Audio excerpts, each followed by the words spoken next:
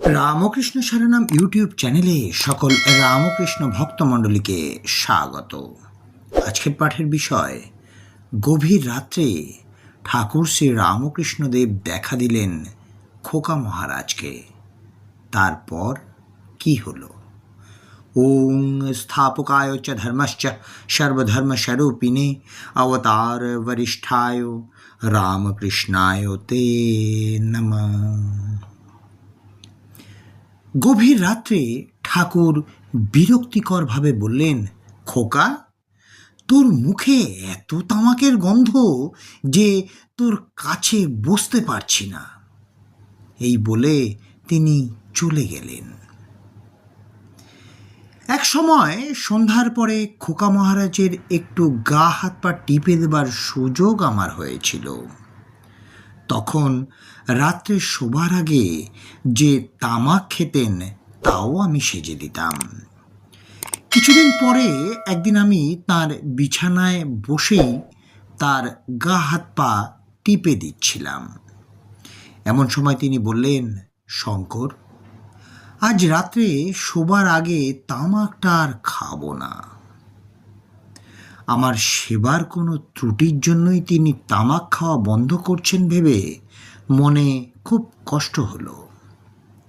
তাই কেন তামাক খাওয়া বন্ধ করে দিচ্ছেন তা বলার জন্য হাত জোর করে তাকে বারবার অনুরোধ করতে লাগলাম। আমায় বারবার আবদার করতে দেখে তিনি একটু হেসে বললেন, তোমার কোনো দোষ হয়নি।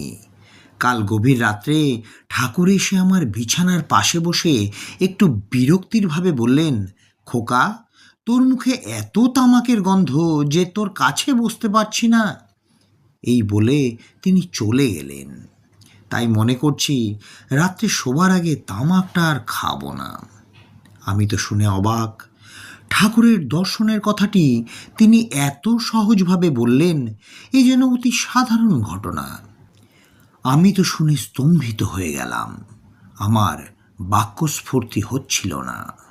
আমার মনে হচ্ছিল, যে খাটে ঠাকুর এসে বসেছেন সে খাটে আমার বসা তো ঠিক হচ্ছে না।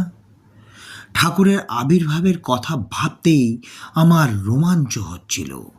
আমি তাড়াতাড়ি খোকা মহারাজের খাট থেকে নেমে পাশে হাঁটু গেড়ে বসে তাঁর গা হাত পা টিপতে লাগলাম এবং ঠাকুরের সঙ্গে তাঁদের কি ঘনিষ্ঠ সম্বন্ধ ছিল তা ভাবতে ভাবতে সে রাতে খোকা মহারাজকে প্রণাম করে বিদায় নিলাম। তিনিও ঠাকুরের আবির্ভাবের কথা বলেই হঠাৎ খুব গম্ভীর হয়ে গেলেন। যে খাটে ঠাকুর বসেছিলেন সে খাটটিকে আমি মনে মনে বারংবার প্রণাম করলাম। তারপর তিনিও তামাক খাওয়া ক্রমে কমিয়ে দিলেন এবং পরে বুকের অসুখের সন্দেহ হতে তিনি তামাক খাওয়া একেবারেই ছেড়ে দিলেন। আজকের পাঠের তথ্যসূত্র, দেবলোকে স্বামী অপূর্বানন্দজি মহারাজ। জয় ঠাকুর রামকৃষ্ণ পরমহংসদেব, জয় ঠাকুর রামকৃষ্ণ পরমহংসদেব, জয় ঠাকুর রামকৃষ্ণ পরমহংসদেব, জয় মা শারদা, জয় স্বামী বিবেকানন্দ মহারাজ।